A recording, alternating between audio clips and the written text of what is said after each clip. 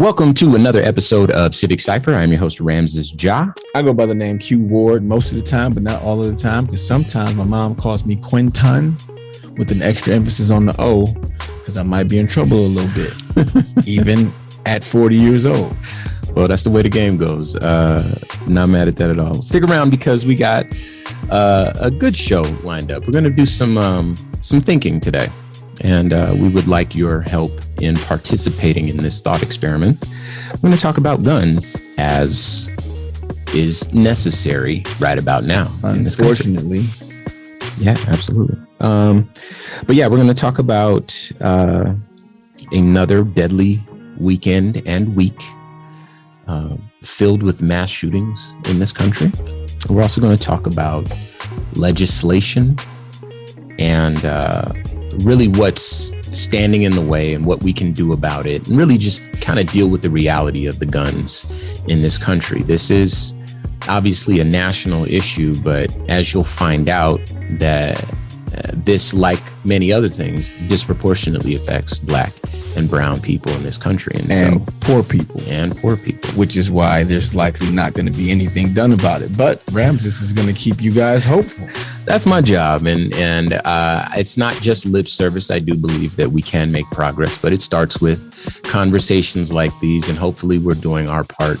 When we meet our maker won't be able to say we didn't do anything. We did something. We did what we could. And hopefully with your support, we can actually see some real change in the world.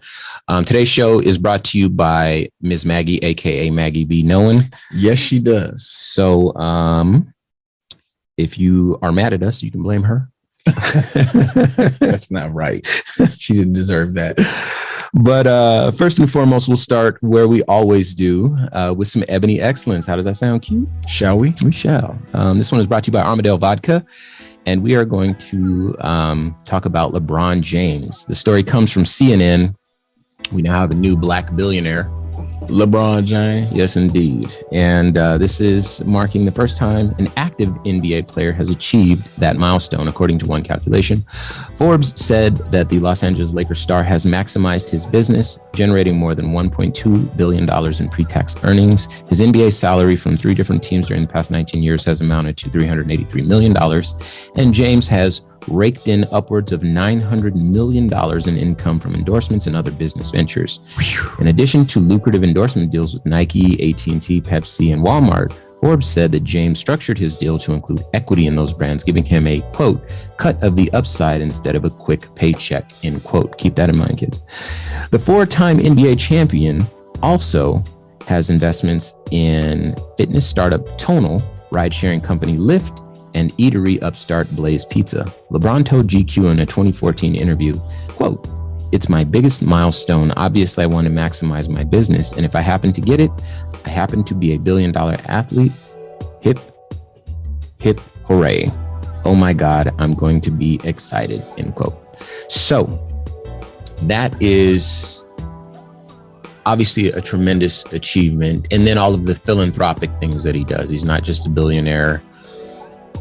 I don't mean to throw anybody under the bus, but there's other NBA billionaires too. I think one particular, and LeBron James, in my estimation, is doing more for the Black community and for poor people than I've ever seen before. So not only because he's a billionaire, but because we believe him to be a good man so far, he deserves some Ebony Excellence today. Shout out to the king. Yes, indeed. 900 million in endorsements. That man was not playing. Whew. Keep going. Anyway, now we must talk about another deadly week and weekend in America. We be driving toward the sun with a smile on our face. And here comes this detour. And we got to make this left. And man, it's hard to brace for it. Like, even though we know it's coming. Yeah. It is hard to brace for it, man. Yeah.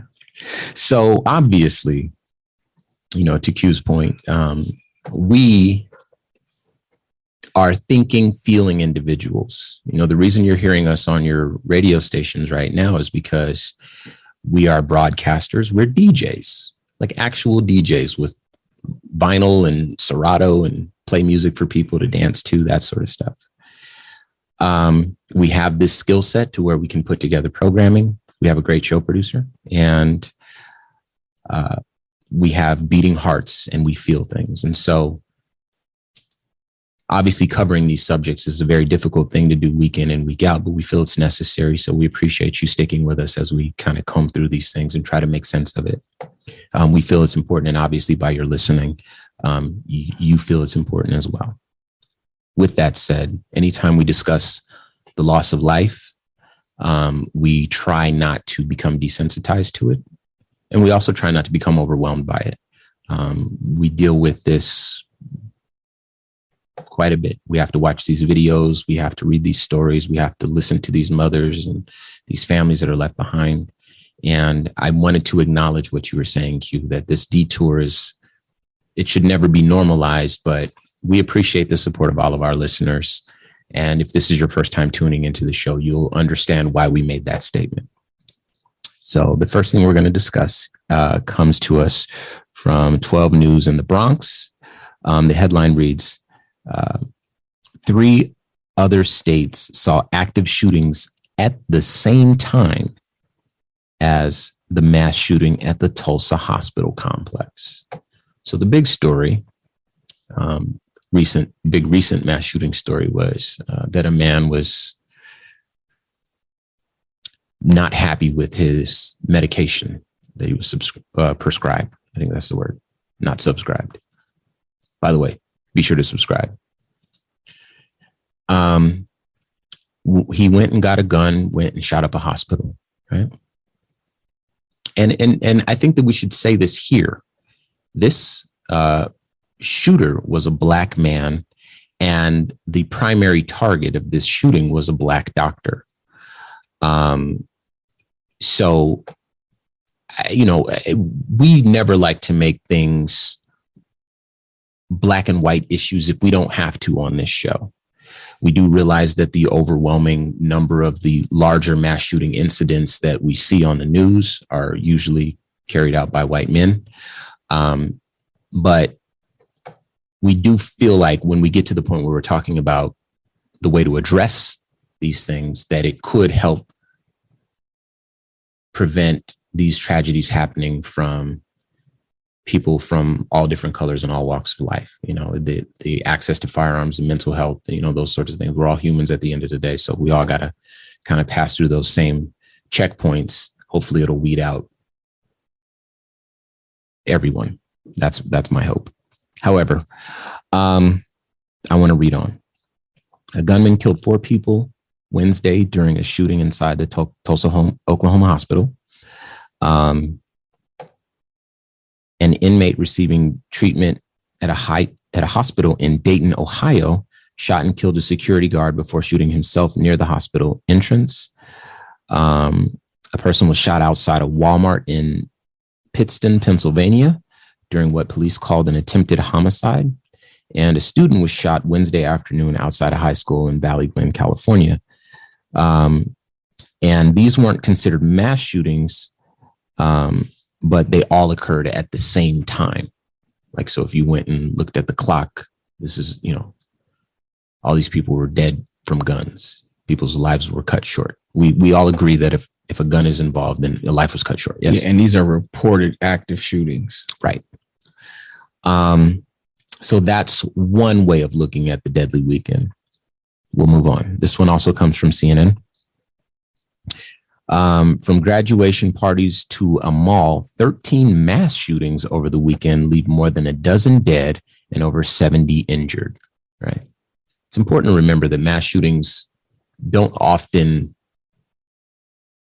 kill everyone. There are wounded people. I was seeing a story about a teacher in Uvalde, Texas. If you haven't seen that clip, be sure to check it out. He's a very passionate man who recounts his story. There was also footage of an 11-year-old who survived the shooting in Uvalde, and she had something to say as well. And so there are people left behind that have to pick up the pieces. The toughest thing, Rams, about listening to a lot of these stories that we've read about, that we're highlighting and that we're talking about, is that it'd be sad if there was a mass shooting, right? If somebody said the mass shooting, that we'd all know what we were talking about, that would be sad. Mm-hmm. What's way sadder, I know what you mean. Forgive us, people. I think I might have made that word up, but more sad, I think, is the proper way to say that. Either way, is that if someone in mixed company, not here, at the store, at the shopping mall, somebody texts you, whatever, had you heard about the mass shooting, now it take you a minute to try to decipher which one they were talking about. You might even ask the question. You might even have to ask which one. That is startling and also kind of not getting enough press. Well, to your point, that is exactly why we're doing today's show. When Maggie B. Nolan came with the idea, hey, we need to make sure to articulate and enumerate the number of mass shootings that have taken place. We didn't know ourselves how many had taken place. And we work in news media now. For all intents and purposes, this is what we do. And not only do we work in news media, we work in this space very specifically. Yeah, exactly. So it's one of these things where it's really easy to say, okay, this thing happened in Texas, this thing happened in Buffalo, this thing happened, and you might live in Vermont, you might live in Oregon, you might live in South Carolina, you might live in, wherever it is that you live. So a lot of times these stories might feel far away from you, but we really need to kind of heed the gravity of the amount of gun violence in this country. And we all need to work together to push for legislation. I think there was somewhere in the neighborhood of 90% of folks that wanted some form of gun reform that were polled. I'm thinking that number needs to be closer to 100%. I get that there's never going to be 100% because there are people that, work at the NRA. But if you're like us, as I mentioned in the beginning of the show, human beings with beating hearts and feelings who cringe at the thought of wounded 11-year-olds giving their testimony. And then, we saw the speech that Matthew McConaughey gave at the White House when he was talking about the exit wounds on these children from an AR-15 style weapon, the exit wounds from a child. And that's why they couldn't identify the kids. They had to use their clothes and their shoes and other context clues to figure out whose babies these were in this puddle of leftovers. We need to know the extent to which this is happening so that we can ourselves heed the gravity. And when I say we, I mean Q and me, but also those of you who choose to tune in and listen to the show every week. I often go back and forth with you, Rams, and you know this, about the gravity of covering this type of content so constantly, not just the effect that it has on us, but the potential effect it could have on listeners. Mm-hmm. And not just a traumatic effect, but like man, for real, every week y'all gonna talk about this stuff? Yeah. Kind of like an exhaustion of it. Yeah. Right. But then I think about conversations that we've had and the fact that we might be the only people in the space having these conversations constantly. Right. Tupac once spoke about the reason why his art was so tragic, if you will. Mm-hmm. And he compared it to the photojournalist that covered Vietnam. Had the people here not been able to see how bad it was, that war may have never stopped. Okay. The support of people back home wanting that war to end was good because people had to go over there and show us how bad it was. And he thought that if he could continue, why you talk about women that way? And why do you give violence such a big platform? Why do you point out all these or celebrate all these horrible things about the communities that you're in? And he's like, I'm not celebrating it. But I feel like if I talk about it enough and people hear how bad it was, they'll want to do something about it. They'll want to change it. And I kind of understand our responsibility in this space, as exhausting as it may be to hear about it, as mentally and emotionally draining as it may be for us to talk about it. It's kind of necessary. People do need to get tired of hearing us talking about people being murdered. and all of the very difficult things that we have to talk about so often. I appreciate you saying that. And obviously that's kind of what we're hoping for. You know, we like some of you listening, you know, like people in your own communities, people that, you know, have large stages and so forth. We saw a need. We saw no one else was meeting that need, and we tried to meet that need the best we could. And in doing so, we've been learning how to deliver this content to you in a way that is engaging, but also informative. And at the same time, trying not to overwhelm ourselves with Black death, not to succumb to the fullness of the Black experience in this country. We'd be the first to admit, Q and I would be the first to admit that we have had many opportunities that many Black people don't get. We have had stories that are very different from the stories of the people born in the same exact circumstances as us. And, you know, with these gifts comes the responsibility that sometimes looks like a show called Civic Cipher. And so I appreciate you saying that, and everyone listening to the show every week that feels the same way. We appreciate that. I'll continue. The U.S. has suffered at least 246 mass shootings in 2022, according to the Gun Violence Archive. The country is on pace to match or surpass last year's total, which was the worst on record. In 2020, 161 mass shootings through June 5th. In 2019, it was 154. So we're well ahead of schedule here as far as mass shootings. This next tidbit comes from NPR. Firearms overtook auto accidents as the leading cause of death in children. So that should be enough, right?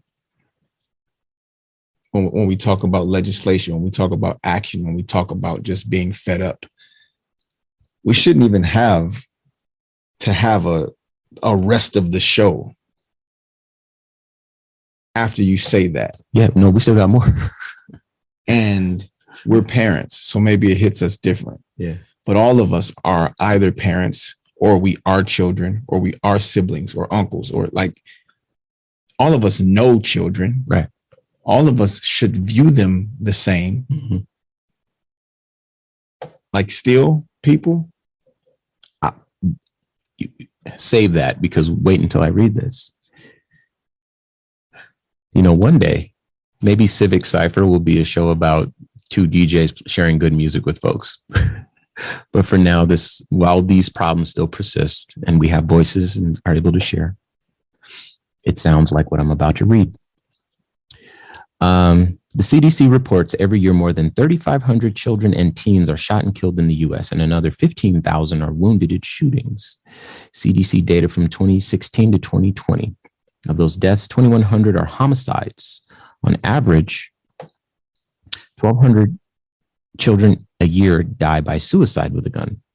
Another 130 children and teens per year die from unintentional shootings. On average, fewer than 35 children and teens are killed as a result of mass shootings a year, even though for obvious and good reasons, those tragedies often receive lots of attention. Experts and advocates say that as the U.S. is forced once again to confront the tragedy of the children being gunned down in their schools, saving the lives of children will require the country to seriously address gun violence in all forms. I want to continue, if I may. And that's from Time Magazine, by the way. Time Magazine. Yeah, you're right. Sorry. Thank you. Gun violence has trended upward since the start of the pandemic. As of June 1st, 2022, 686 children have been killed this year as a result of gun violence, and 1,700 have been injured, according to the Gun Violence Archive. And this note that I'm going to read comes from Ms. Maggie, aka Maggie B. Nolan. The majority of these shootings happen within inner city minority communities. Black children are 14 times more likely than white kids and teens to die as a result of gun violence. Hispanic or Latino children are 3 times more likely to die than white kids as a result of gun violence. To put it plainly, Black and Hispanic or Latino children are severely more exposed to gun violence than white children. Now, I want to jump in right here before we make the last point.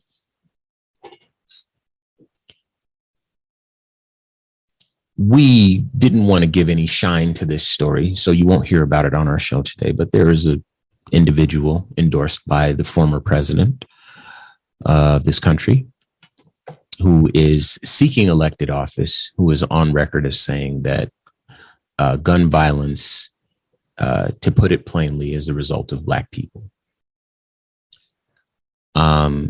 And I recognize that maybe not you, but maybe people in your life might feel like that is largely true.